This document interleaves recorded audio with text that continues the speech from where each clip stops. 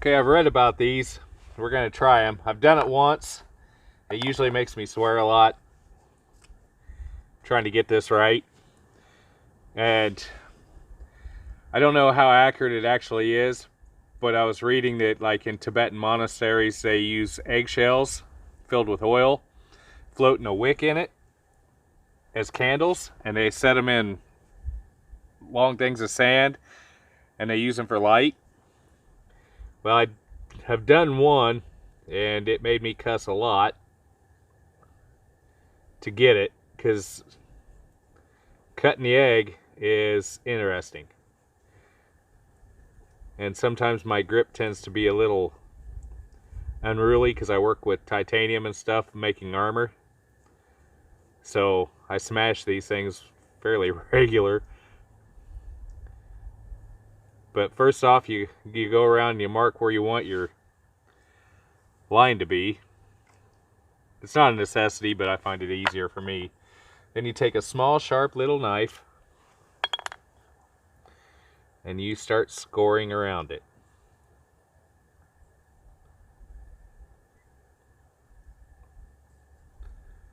And you keep scoring around it along the same path until you cut through the egg shell. Yeah, it's all good in theory. You can kind of see the line that I'm forming. This is a time-consuming, high-patience, slow process because you're dealing with something incredibly fragile. And the closer you get to cutting through, the weaker the shell becomes and easier to break. So your grip on the egg has to become noticeably easier. And the more you do this, the more you want to push harder on the knife blade, and that's a bad, bad, bad thing.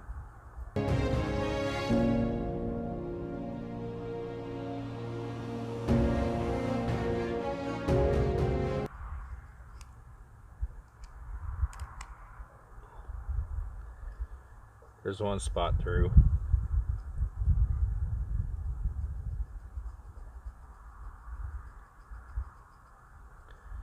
Thought I was going to blow it up at that point. Luckily the break went above the score line, and that's the part that's going to be removed.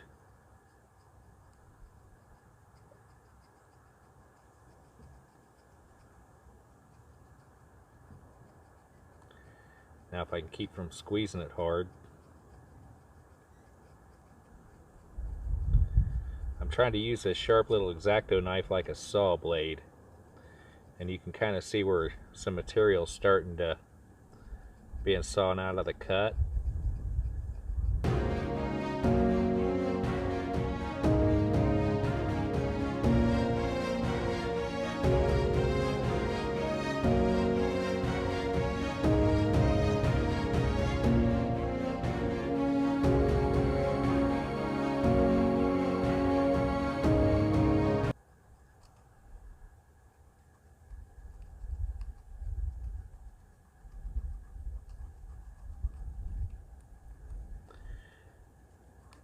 It's getting close to going through all the way around.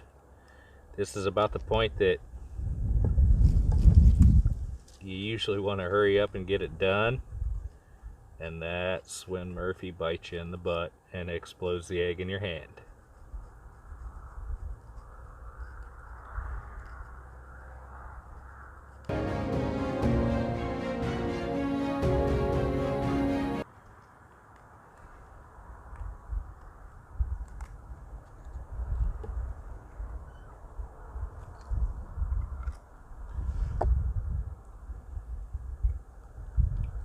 Oh yeah. First try.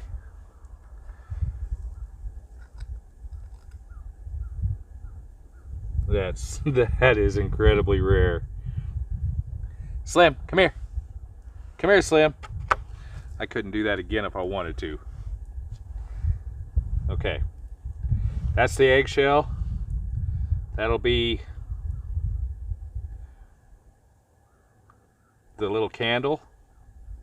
It'll set up pretty nice. We'll fill it full of vegetable oil, and this is the wick, piece of cotton wick, and it's got a little float that I made from red cedar. We'll fill it up with vegetable oil, stick the wick in it, let it float, and then later on tonight we'll light it up inside so you can actually see it light up. They're kind of cool because they glow kind of white. They're really kind of unique. Come here. Come here.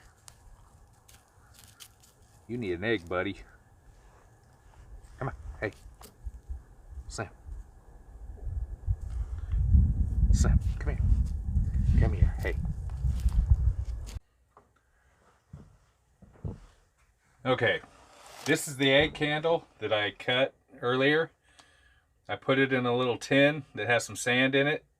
The idea for the sand is to stabilize the egg. And since the eggshell is fragile and it'll be full of a flammable oil, granted, it's usually a vegetable oil, so it's not extraordinarily flammable.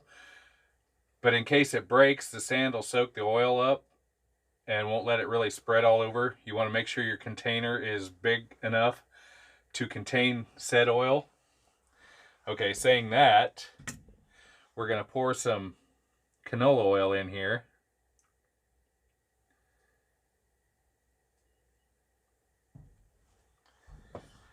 And then the wick and float, this is a cotton wick. You can use any natural fiber usually. And the float is just a piece of wood. It's from our local area. It's red cedar, so it was easy to carve, fairly soft.